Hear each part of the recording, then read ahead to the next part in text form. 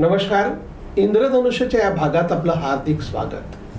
आज आपल्या भेटीला विज्ञान भारती ही जी संघटना आहे या संघटनेचे शिक्षा शिल्पी म्हणजे शिक्षण विभाग याचे राष्ट्रीय संयोजक प्राध्यापक अजय महाजन आलेले आहेत. ते भौतिकशास्त्राचे सेवानिवृत्त प्राध्यापक आहेत आणि आजच्या भेटीमध्ये आहे ना, आजच्या मुलाखतीत ते आता नुकतंच महाकुंभला जाऊन आलेत प्रयागराजला आणि ते स्वतः गाडी चालवत थेट प्रयागराज अयोध्या सगळं करून वापस आलेले आहेत. एक विज्ञानाचा प्राध्यापक आणि त्याला असं वाटणं की या महाकुंभमध्ये आपण जायला हवं.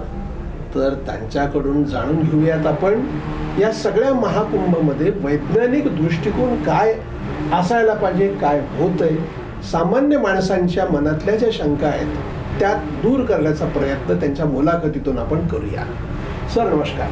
सर्वांना नमस्कार. मी जो आता उल्लेख केला की तुम्ही विज्ञानाचे प्राध्यापक आहात आणि साधारणपणे कुंभ महाकुंभ ह्याच्यावरच्या चर्चेमध्ये मग पाण्याची शुद्धता, मग गर्दी असे विषय चर्चेला येतात की अशा इतक्या गर्दीत जायला पाहिजे का, याच वेळेला ते जाऊन सगळी गर्दी करून जो त्रास होतोय ते करायला पाहिजे का, त्याला काही शास्त्रीय दृष्टिकोन आहे का, असं का करतात, असे एक प्रश्न लोकांच्या मनामध्ये असतात.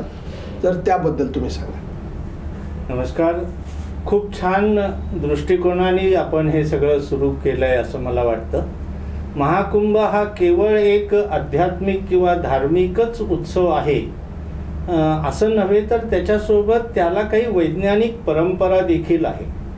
भारतीय तत्वज्ञानामध्ये या वैज्ञानिक परंपरेचा आपल्याला उल्लेख आढळतो आणि ज्याच्यामध्ये आपण असं म्हणतो की हे जग, ही सृष्टी ही जर पंचमहाभूतापासून बनलेली असेल आणि त्यातलं महाकुंभामध्ये जे महत्त्वाची गोष्ट आहे की स्नान करणं, म्हणजे याचा अर्थ त्यातलं जलतत्व काय आहे हे त्यातलं मला असं वाटतं की महत्त्वाचं आहे. कारण कुंभमेळा जेव्हा होतो त्यावेळेला सूर्याची, चंद्राची, गुरुची अशी एक विशिष्ट स्थिती असते आणि या स्थितीमध्ये त्या ग्रहांचा परिणाम हा सृष्टीवरती होत असतो, पृथ्वीवरती होत असतो.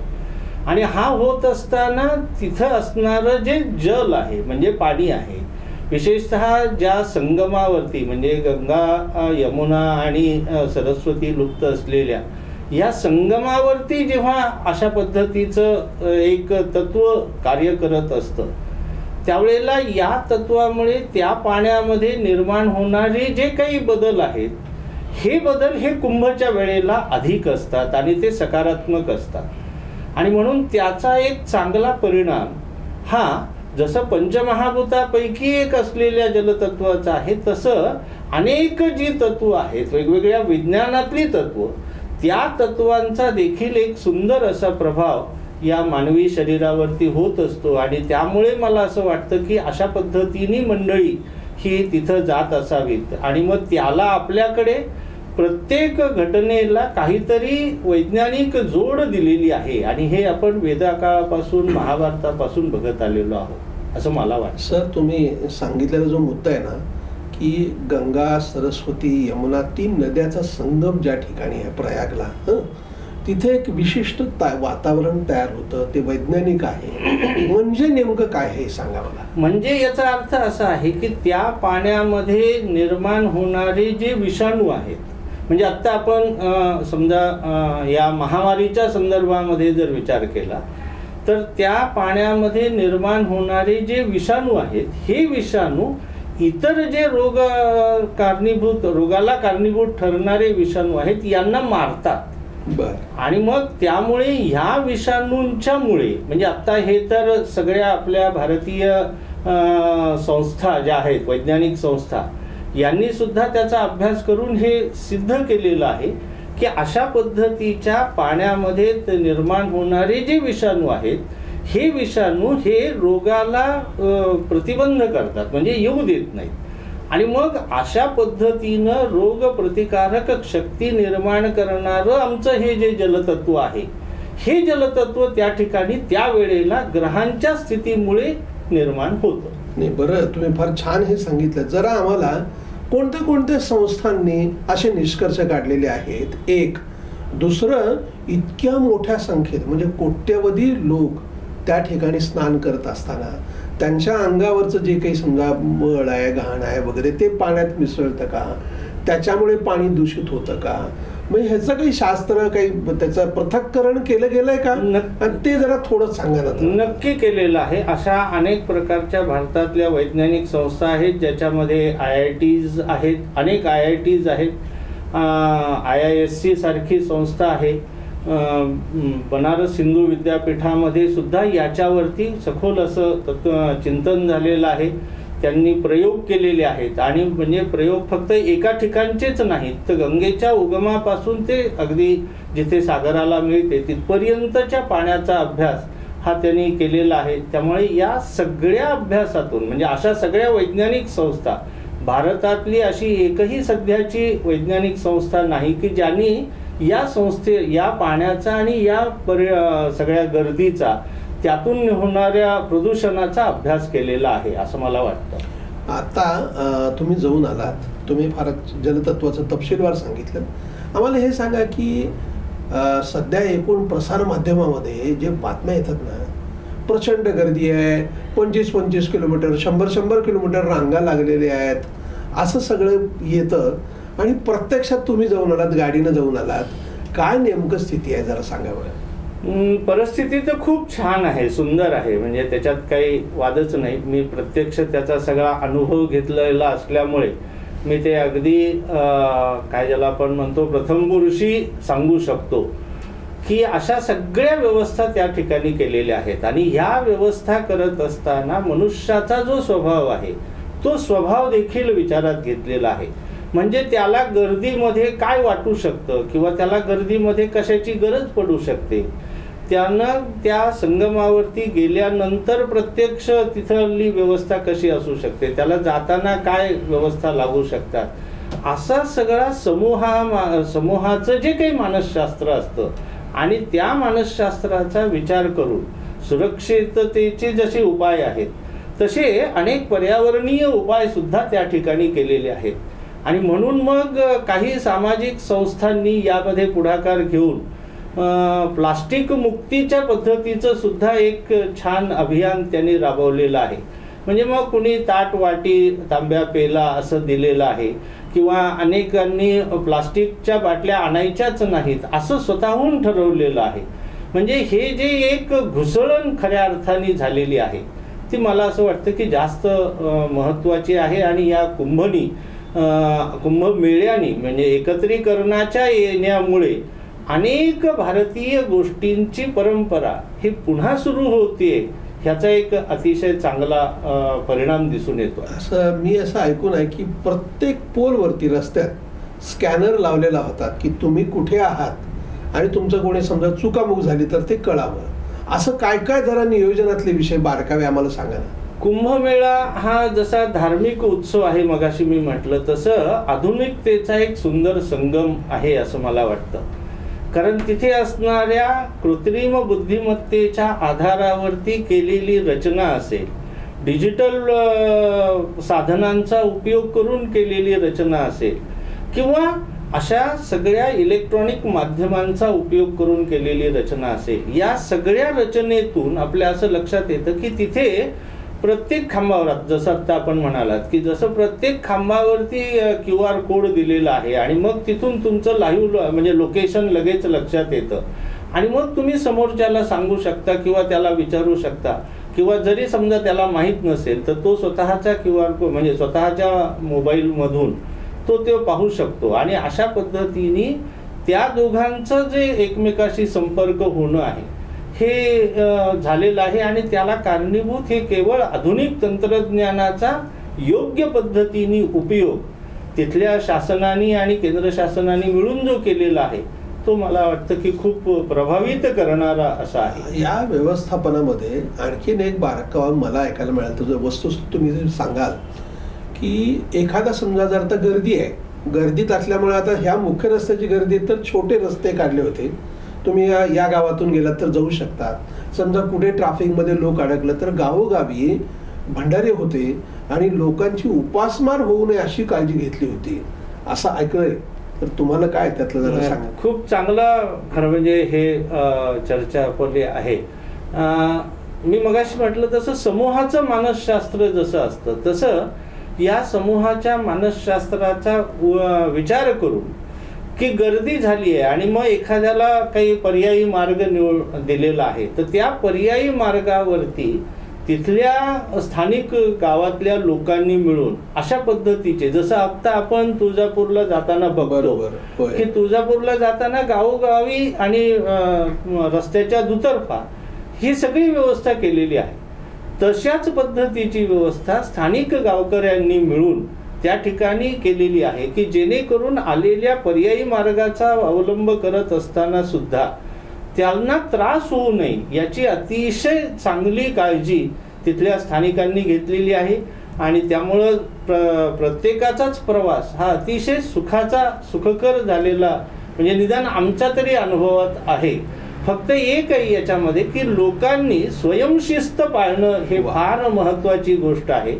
आणि तिथे असणारे जे स्थानिक प्रशासन आहे या प्रशासनाचं जर आपण ऐकलं म्हणजे पोलीस असतील, आरोग्य कर्मचारी असतील किंवा मार्गदर्शन करणारे व्हॉलेंटियर्स असतील यांचं जर ऐकलं तर हा प्रवास खरंच सुखाचा होऊ शकतो असं एक मला वाटतं. तुम्ही जसं सांगितलं त्या पर्यावरणाच्या विषयात एक प्लास्टिकच्या विषयातला एक या सगळ्या आयोजकांनी सामाजिक संस्थांचा सहभाग घेऊन बाटल्याच्या ऐवजी तुम्ही ताट वाटी द्या वगैरे हे फार मला मोठा प्रतिसाद मिळाला. काही लाखात ते मिळालं. पण माझ्या मनामध्ये एक प्रश्न आला. ध्वनी प्रदूषण, वायू प्रदूषण, प्रचंड मोठी एवढी वाहनांची संख्या त्याच्यामुळे जो होणारा एकूण कार्बन डायऑक्साईडचं उत्सर्जन असेल या सगळ्यावरती काय उपाययोजना काही केल्या होत्या का सरकारने? संगमावरती अशा पद्धतीचं काहीही नव्हतं. हे जे काही होतं तुम्ही आता ज्याचा उल्लेख केला हे कुठे होतं तर जिथे संगमापासून एक 5 किलोमीटर 10 किलोमीटर अंतरावरती वाहनं होती आणि त्यामुळे मग वाहनावरती मुंबईतलं प्रदूषण आपण विचारात घेतो का त्याच पद्धतीने अशा विचार केलेला आहे. पण मग हा करत असताना स्थान महात्म्य जे असतं त्या स्थान महात्म्यावरती कुठेही प्रदूषण नव्हतं.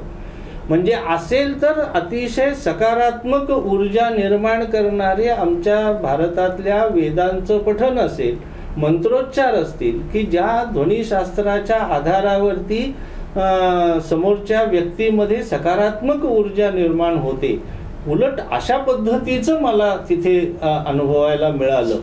प्रदूषण वगैरे प्रदूषण तर माझ्या दृष्टीने वायू प्रदूषणही नव्हतं, हवेचं प्रदूषण म्हणजे ध्वनीचं प्रदूषण नव्हतं. पाण्यामधल्या प्रदूषणावरती त्यांनी इतकी छान व्यवस्था केलेली होती आणि मुळातच आपलं जलतत्व हे सांगतं पंचमहाभूतातलं की तिथे पाणी असं दूषित होतच नाही. त्या लोकांना एवढे लोक आले तर पिण्याच्या पाण्याची व्यवस्था कशी होती? अरे खूप छान. म्हणजे मला असं वाटतं की तिथल्या व्यवस्थेवरती खरं म्हणजे त्यांना नोबेल प्राइज द्यावं. इतक्या चांगल्या पद्धतीच्या व्यवस्था. नोबेल हा एक मापदंड आहे म्हणून मी नोबेलचा उल्लेख केला. तर मग अशा पद्धतीनं इतकी चांगल्या व्यवस्था म्हणजे प्रत्येकाला सुंदर अशा पद्धतीची शौचालय होती. त्याच्यानंतर पाण्याची व्यवस्था होती, भोजनाची व्यवस्था होती. आणि मला सांगायला आनंद वाटतो की सर्व स्तरातल्या लोकांना म्हणजे आर्थिक स्तर त्याचा काहीही असो त्या स्तरातल्या लोकांना परवडेल अशा पद्धतीच्या तिथे व्यवस्था होत्या. म्हणजे एखादा अगदीच ज्याला आपण दारिद्र्य रेषेखालील असं म्हणतो आणि मग अतिश्रीमंत असेल या सगळ्यांच्यासाठीच्या व्यवस्था ह्या त्यांनी तिथे खूप चांगल्या पद्धतीनं निर्माण केलेल्या आहेत. आणि हे करत असताना समोरच्याचा मानसिकता काय असेल याचा देखील त्यांनी खूप चांगला विचार केला. पिण्याचं पाणी मोफत होतं, शौचालयाची व्यवस्था सगळं मोफत होतं. शौचालयाची व्यवस्था मोफत होती, पिण्याची पाणी. एकतर गावागावामधूनच इतका छान प्रतिसाद होता की तिथे तर शासकीय व्यवस्थाच निर्माण केलेल्या होत्या. त्यामुळे तिथे अव्यवस्था निर्माण होण्याचा काही प्रश्नच नाही. पण स्थानिकांनी पुढाकार घेऊन स्वयंस्फूर्तीने आलेल्या निमंत्रितांचा म्हणजे मला एक अनुभव आता सांगावासा वाटतो की आम्ही एक कोणतं तरी एक गाव होतं, त्या गावामध्ये आम्ही थांबलो, म्हणजे शोधत होतो निवास व्यवस्था. तर तिथे एक वैद्यकीय व्यवसाय करणारे डॉक्टर हे त्यांचं OPD संपवून बाहेर आले. आणि मग आम्ही थोडंसं विचारत होतो की हॉटेल रूम कुठे मिळतात. तर त्यांनी आम्हाला असं सांगितलं की तुम्ही काही काळजी करू नका, मी आत्ता तुमची व्यवस्था करतो, कारण तुम्ही एवढ्या दुरून यात्रेकरू म्हणून आलेला आहात आणि माझं हे कर्तव्य आहे की ते तुमची व्यवस्था करणं. आणि मग त्यांनी एक छान रूम आम्हाला मिळवून दिली. आणि इव्हन तेवढंच नव्हे तर त्यांनी असं म्हटलं की तुमच्या जेवणाचे सुद्धा पैसे मी देतो, तुम्ही ते सुद्धा देऊ नका. म्हणजे इतक्या चांगली मानसिकता ही तिथल्या स्थानिकांच्या मध्ये तयार झालेली आहे.